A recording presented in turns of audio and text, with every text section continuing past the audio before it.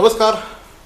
ठाणे वर्तमानमध्ये मी नितीन बोरसे आपलं पुन्हा एकदा हार्दिक स्वागत करतो. सादर करीत आहोत आजच्या ठळक बातम्या.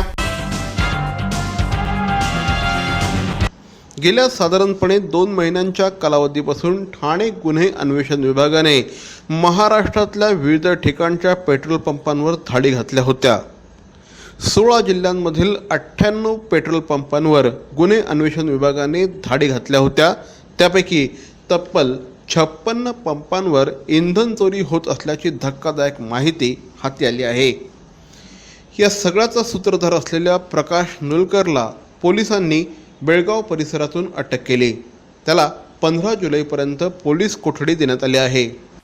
पेट्रोलियम जो कंपनीज हैं, ऑयल कंपनीज, उनकी और जो इक्विपमेंट सप्लायर्स और डिस्पेंसिंग की यूनिट सप्लाई करने वाले जो मैन्युफैक्चरर्स हैं, उनके टेक्नीशियंस की टीम बनाकर अलग अलग जगह पर रेड की गई है. अभी तक हम टोटल 98 रेड्स कर चुके हैं, जिसमें से 16 अलग अलग डिस्ट्रिक्ट्स के अंदर 98 रेड्स हो चुकी हैं, जिसमें से 56 जगहों पर ऑलरेडी हम सक्सेसफुल रेड जिन्हें बोल सकते हैं, जहां हमें शॉर्ट सप्लाई पाई गई या हमें टैंपरिंग मिली है. जहां जहां हम रेड करते हैं वहां पे उनके जो इक्विपमेंट होता है उसको सीज किया जाता है. कोण आहे हा प्रकाश नुलकर? प्रकाश नुलकरचं शिक्षण हे ITI झालेलं आहे. त्याने एका कंपनीत जवळपास 13 वर्ष नोकरी केली. त्याच्यानंतर त्याचे हे काळे धंदे सुरू झाले. चीनवरून तो मायक्रोचिप आयात करत असे. त्यानंतर या चिपमध्ये काही बदल करून तो पेट्रोल पंपमधून पेट्रोल चोरी करण्यासाठीचं डिव्हाइस बनवत असे. हे डिव्हाइस तो महाराष्ट्रासह गुजरात, त्याचप्रमाणे उत्तर प्रदेश आदी भागांमध्ये ह्या चिप तो पाठवत असे. त्यासाठी त्याला दर महिन्याला साधारणपणे 3 ते 4 हजार रुपये पेट्रोल पंपांकडून मिळत असे, किंवा एक रकमी 25 ते 50 हजार रुपये त्याला मिळत असत. या संपूर्ण प्रकारामध्ये वैध मापन विभाग तसंच पेट्रोल कंपन्यांच्या कर्मचाऱ्यांचा देखील सहभाग असल्याची शक्यता पोलिसांनी वर्तवली आहे. हा संपूर्ण प्रकार केवळ फक्त महाराष्ट्रात किंवा आपल्या देशात चालत नसे, तर हे एक आंतरराष्ट्रीय रॅकेट असल्याचं पोलिसांचं म्हणणं आहे. देशातील गुजरात, उत्तर प्रदेश या राज्यांमध्ये ज्या पद्धतीने ही चिप पाठवली जात असे, त्याचप्रमाणे दक्षिण आफ्रिका, अबुधाबी, चायना या देशांमध्ये देखील अशाच प्रकारची चिप निर्यात केली जात असे, हे देखील या तपासात समोर आलं आहे. जानकारी ऐसी मिली है कि ये इस प्रकार का टेम्परिंग हमारे राज्य में बहुत बड़े स्केल पर चलता था, लेकिन सिर्फ हमारे राज्य में ही नहीं, सिर्फ महाराष्ट्र में नहीं, इस प्रकार का रैकेट पूरे इंडिया में फैला हुआ था, दूसरे स्टेट्स में भी फैला हुआ था. गुजरात में भी इस प्रकार के रैकेट के फैलाने का बड़े स्केल पर अनुमान है, जानकारी प्राप्त हुई है. और केवल यही नहीं, जानकारी ऐसी भी प्राप्त हो रही है कि नुलकर, जो कि ओरिजिनल चिप इंपोर्ट करते थे चाइना से, ओरिजिनल चिप चाइना से इंपोर्ट करते थे, फिर यह नया डिवाइस टेम्पर करके उन्होंने इस प्रकार का टेम्पर्ड इक्विपमेंट चाइना को भी सप्लाई किया, कुछ जगह साउथ अफ्रीका में सप्लाई किया और शायद कुछ जगह अबू धाबी में भी सप्लाई किया. 13 ऑगस्ट 2017 रोजी ठाणे महापौर वर्षा मॅरेथॉन स्पर्धेचं आयोजन करण्यात आलं आहे. आज महापौर सौ मीनाक्षी शिंदे यांच्या हस्ते या स्पर्धेच्या कार्यालयाचा उद्घाटन समारंभ संपन्न झाला. यावेळेस उपमहापौर श्री रमाकांत मडवी, सभागृह नेते श्री नरेश म्हस्के, विरोधी पक्षनेते श्री मिलिंद पाटील यांच्यासह अनेक मान्यवर उपस्थित होते. या स्पर्धेमध्ये केवळ महाराष्ट्रातीलच नव्हे तर देश पातळीवरील स्पर्धक सहभागी होत असतात. स्पर्धकांना मार्गदर्शन व्हावं, त्यांना या संदर्भातली सगळी माहिती मिळावी, या दृष्टिकोनातून ठाणे महानगरपालिकेच्या पहिल्या मजल्यावरील धर्मवीर आनंद दिघे सभागृहामध्ये हे मॅरेथॉन कार्यालय सुरू करण्यात आलं असल्याची माहिती महापौरांनी दिली. वर्षीप्रमाणे याही वर्षी ठाणे महापौर वर्षा मॅरेथॉनचं आयोजन आपण 13 ऑगस्ट या तारखेला करत असल्यामुळे आपण कालच त्या कार्यालयाचं उद्घाटन केलं, की जिथे स्पर्धकांची नाव नोंदणी आणि इतर कामं स्पर्धेची केली जातात. गेल्या काही दिवसांपासून ठाणे शहरामध्ये अघोषित विजेचं भारनियमन सुरू आहे. अनेक ठिकाणी 3-3, 4-4 तास वीज गायब असते. काल याचा भडका उडाला. मानपाडा, मनोरमा नगर, शिवाजीनगर, आझादनगर या परिसरामध्ये गेल्या अनेक महिन्यांपासून 3-3, 4-4, 5-5 तास विद्युत पुरवठा खंडित होतो आणि या संदर्भात विद्युत विभागाच्या अधिकाऱ्यांना विचारायला गेलं की त्यांच्याकडनं उडवाउडवीची उत्तरं मिळतात. या सगळ्याचा भडका काल उडाला. काल शिवसेनेचे उपविभाग प्रमुख श्री राजेंद्र शिंदे यांच्या नेतृत्वाखाली या परिसरातील नागरिकांनी हिरानंदानी इस्टेट परिसरातील विद्युत विभागाच्या कार्यालयावर मोर्चा नेला आणि या ठिकाणच्या अधिकाऱ्यांना चक्क घेराव घातला. जवळपास 3 तास या ठिकाणी नागरिक ठिय्या मांडून उभे होते. आगामी 15 दिवसामध्ये जर विद्युत पुरवठा सुरळीत झाला नाही तर कायदा हातात घेऊन आंदोलन करू असा इशाराच यावेळेस नागरिकांनी दिला.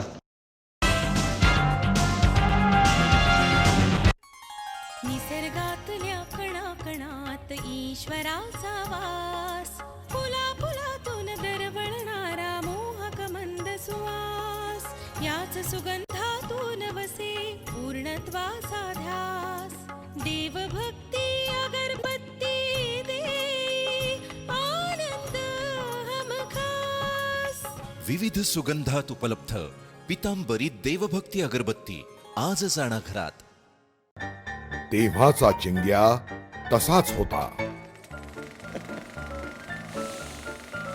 माझे इथल्या बँकेत अकाउंट नाही, त्यामुळे माझ्याजवळ पैसे नाहीत. माझे पैसे तुम्हीच भराल का रे मित्रांनो? नंतरचा चिंग्या तसाच होता. काय करू मित्रांनो, आज माझी बँक बंद असते. चिंग्या अजूनही बदलत नव्हता. आता माझ्याकडे पैसे आहेत, पण चेकबुक नाहीये. चिंग्याची कारणं थांबत नव्हती. आता मला मोबाईल मधनं पैसे ट्रान्सफर करता येतात बरं का. पण नेमकं त्याच बँकेचं ॲप माझ्या मोबाईलमध्ये नाही. बास, कारणं संपली. अरे पण उठा, फोन कर, ट्रान्झॅक्ट. ट्रान्झॅक्ट? तुला पण माहितीये transact? Transact, zap, transact, app. Transact, app. बॅरॉन mail स्टुडिओचा लग्न सराई धमाका 50% महासेल. किती? 50% महासेल. हो, कुठल्याही कपड्यांवर चक्क 50% ऑफ. बॅरॉन मेन स्टुडिओ ठाणेकरांच्या सेवेत पुन्हा एकदा नव्या रूपात, नव्या रंगात. अधिक व्हरायटी आणि तत्पर सेवेसह बॅरॉन मेन स्टुडिओ. एथनिक मेन्सवेअरचे भव्य showroom. Blazer suits, sherwani, Jodhpuri, Indo western, kurta suits, formal, partywear, shirts आणि ट्राउझर्सचे भव्य दुमजली शोरूम. बॅरॉन men studio. पुरुषांच्या खरेदीचा एक वेगळा अनुभव. चला तर मग वाट कसली बघताय, सहभागी हो बॅरॉनच्या 50% महासेल मध्ये. बॅरॉन मेन स्टुडिओ, आमंत्रण हॉटेल जवळ, जिल्हा परिषदेसमोर, स्टेशन रोड, ठाणे. दूरध्वनी 022-2530-4837. Baron men studio. Shri Gajanan Maharaj trust Shivajinagar या संस्थेच्या वतीने दरवर्षी शालांत परीक्षेमध्ये उत्कृष्ट यश मिळवलेल्या विद्यार्थ्यांचा सन्मान करण्यात येतो. साधारणपणे 2007 पासून शालांत परीक्षेमध्ये गुणवत्ता यादी जाहीर न करण्याचा निर्णय महाराष्ट्र राज्य माध्यमिक आणि उच्च माध्यमिक शिक्षण मंडळाने घेतला. त्यामुळे अनेक गुणवंत विद्यार्थ्यांचा सत्कार आणि सन्मान होऊ शकला नाही. ही गोष्ट मंडळाच्या लक्षात आल्यानंतर मंडळाने काही मराठी माध्यमाच्या शाळा निवडल्या. या शाळांमधून प्रथम क्रमांकाने उत्तीर्ण होणाऱ्या आणि किमान 85% गुण प्राप्त केलेल्या विद्यार्थ्यांचा सत्कार मंडळाच्या वतीने करण्यात येतो. हाच कार्यक्रम दिनांक 9 जुलै रोजी गुरुपौर्णिमेच्या निमित्ताने आयोजित करण्यात आला होता. कार्यक्रमाला प्रमुख अतिथी म्हणून श्री अशोक टिळक हे उपस्थित होते. यावेळेस विविध शाळांमधून प्रथम क्रमांकाने उत्तीर्ण झालेल्या विद्यार्थ्यांचा मान्यवरांच्या हस्ते सत्कार करण्यात आला. विद्यार्थ्यांनी देखील या संपूर्ण कार्यक्रमाला अतिशय चांगला प्रतिसाद दिला. विद्यार्थीच नव्हे तर परिसरातील नागरिक, पालक हे देखील यावेळेस मोठ्या संख्येने उपस्थित होते. ठाणे रेल्वे स्थानक परिसरामध्ये प्रथमोपचार केंद्र उभारण्यात आलं आहे. मात्र गेल्या 4 महिन्यांपासून इथे डॉक्टर आणि कर्मचारीच नाहीत. त्यामुळे नागरिकांना या ठिकाणी उपचारांपासून वंचित राहावं लागतं. त्यामुळे मृतांच्या संख्येमध्ये मोठ्या प्रमाणात वाढ होत असल्याचं महाराष्ट्र नवनिर्माण सेनेचं म्हणणं आहे. आज या संदर्भात महाराष्ट्र नवनिर्माण सेनेचे ठाणे अध्यक्ष अविनाश जाधव, उपशहर अध्यक्ष श्री विश्वजित जाधव यांच्या नेतृत्वाखाली मनसैनिकांनी ठाणे स्थानकातील प्रथमोपचार केंद्राला टाळं ठोकण्याचा प्रयत्न केला. मनसे ठाणे शहर अध्यक्ष श्री अविनाश जाधव यांनी यावेळी शाखा प्रबंधकाची भेट घेऊन येत्या 2 दिवसात जर डॉक्टर आणि कर्मचारी प्रथमोपचारासाठी लागणारी औषधं यांची व्यवस्था करण्यात यावी, अन्यथा जनतेच्या आदेशाने उग्र आंदोलन छेडण्यात येईल असा इशारा यावेळी देण्यात आला. मुळात 10 लाख प्रवासी या स्टेशनवरनं दर दिवशी प्रवास करतात. करोडो रुपयाचं उत्पन्न या ठाणेकर जनतेमुळे जर तुम्हाला मिळत असेल तर तुमचं काम आहे त्यांना सर्व सुविधा पुरवल्या गेल्या पाहिजेत आणि त्याच मागणीसाठी आज आम्ही इथे आलो होतो. मागील 4 महिन्यापासून हे उपचार केंद्र बंद आहे आणि उद्या परवामध्ये जर हे चालू नाही झालं तर महाराष्ट्र नवनिर्माण सेना तीव्र आंदोलन इथे उभं केल्याशिवाय राहणार नाही. मरावे परी अवयव रूपी उरावे. अवयव दानाचा हाच संदेश जनसामान्यांपर्यंत पोहोचवण्याचा संकल्प घेऊन निघाले आहेत ज्येष्ठ समाजसेवक माननीय नानजीभाई खिमजीभाई ठक्कर ठाणावाला. त्याचसाठी काढण्यात आली एक भव्य दिव्य रॅली. अवयव दानासाठी सुरू आहेत ठिकठिकाणी जनजागृती सभा. लक्षात ठेवा, आपला अवयव दानाचा संकल्प वाचवू शकतो कुणाचे तरी प्राण, दूर करू शकतो कुणाचं तरी अपंगत्व अगदी कायमचं, फुलवू शकतो अनेकांच्या संसारात सुखाचे बगीचे. अवयवदानाच्या या महायज्ञात सहभागी व्हा. समाजरत्न श्री नानजीभाई खिमजीभाई ठक्कर ठाणावाला यांच्या पुढाकाराने जनहितार्थ प्रकाशित. अहो, आपण आपलं घर स्वच्छ, सुंदर, नेटनेटकं ठेवतो ना, मग आपण आपल्या शहराच्या बाबतीत उदासीन का? आपलं शहर स्वच्छ, सुंदर आणि नेटनेटकं ठेवणं ही आपली जबाबदारी आहे, हो ना? मग उचला फोन आणि विना परवाना होर्डिंग्स, बॅनर्स कुठे दिसले तर 1800 222 108 या टोल फ्री क्रमांकावर कळवा किंवा 750 69 46 155 या भ्रमणध्वनीद्वारे आपली तक्रार नोंदवा किंवा महापालिकेने तयार केलेल्या स्टार ग्रेड ॲप्लिकेशनद्वारे आपली तक्रार नोंदवा. त्याची दखल त्वरित घेतली जाईल. लक्षात घ्या, आपला छोटासा सहभाग आपलं शहर स्वच्छ, सुंदर आणि नेटनेटकं बनवू शकतो. जसं आपलं घर तसं आपलं ठाणे शहर.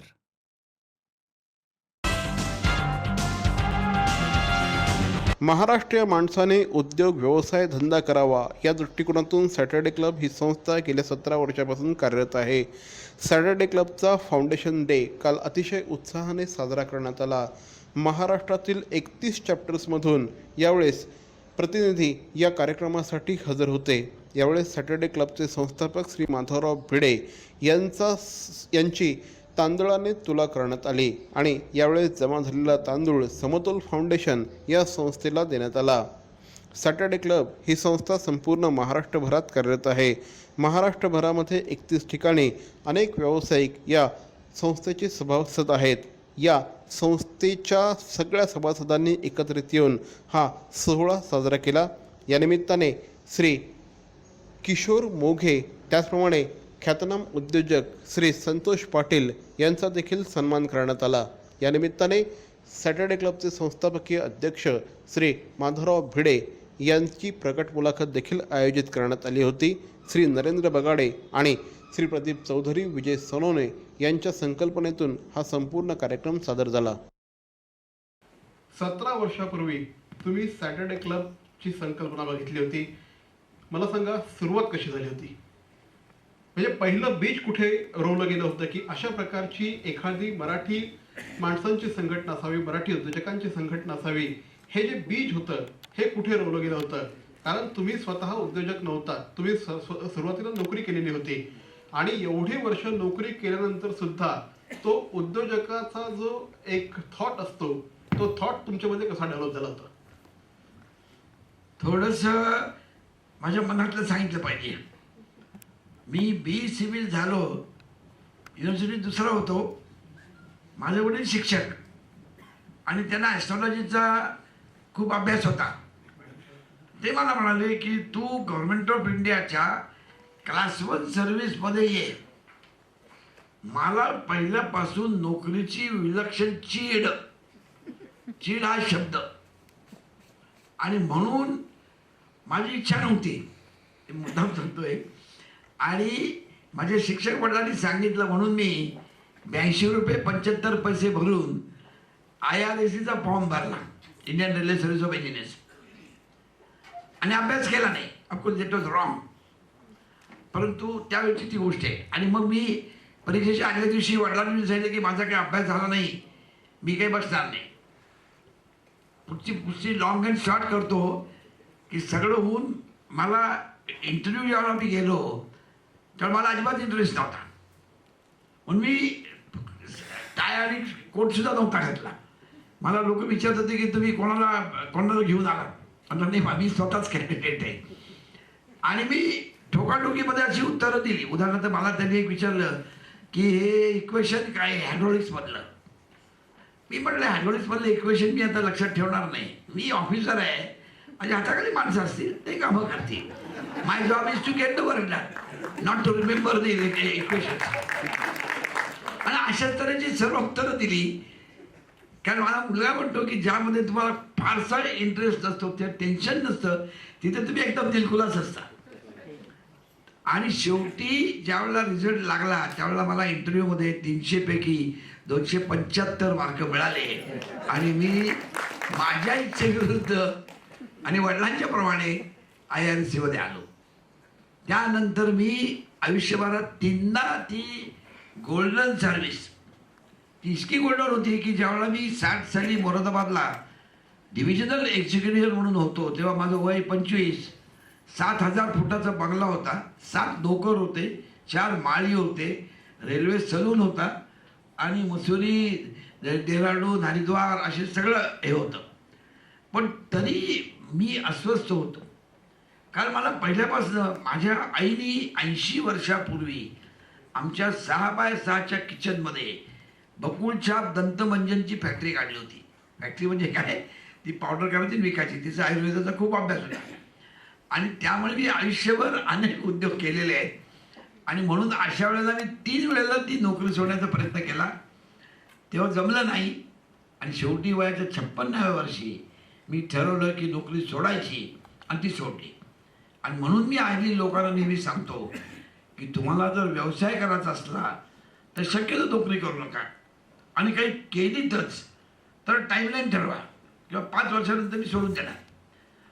माझ्या दोन्ही मुलांनी, एकाचं वय आता 59 आहे, he was MD in a multinational for 17 years. दुसरा IBM मध्ये was on the top. I very happy to tell you की 6 महिन्यापूर्वी दोघांनी नोकऱ्या सोडून स्वतंत्र व्यवसाय सुरू केले, स्टार्टअप्स विथ फॉरेन टेक्नॉलॉजी.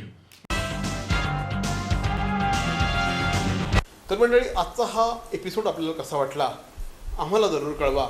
मात्र तत्पूर्वी ठाणे वर्तमानचं यूट्यूब चॅनल सबस्क्राईब करा, लाईक करा, आणि सगळ्यात महत्त्वाचं म्हणजे शेअर करा. कारण यूट्यूब हे मीडियम हे भविष्यातलं माध्यम आहे. ठाणेकर नागरिक, मग तो ठाणे शहरामध्ये असला, मुंबईमध्ये असला, नाशिकमध्ये असला, अगदी परदेशात कुठेही जरी असला तरीही ठाणे वर्तमानचं हे यूट्यूब चॅनल तो बघू शकतो. त्यामुळे अगदी परदेशातले देखील अनेक ठाणेकर हे आज आमच्याशी कनेक्ट झाले आहेत.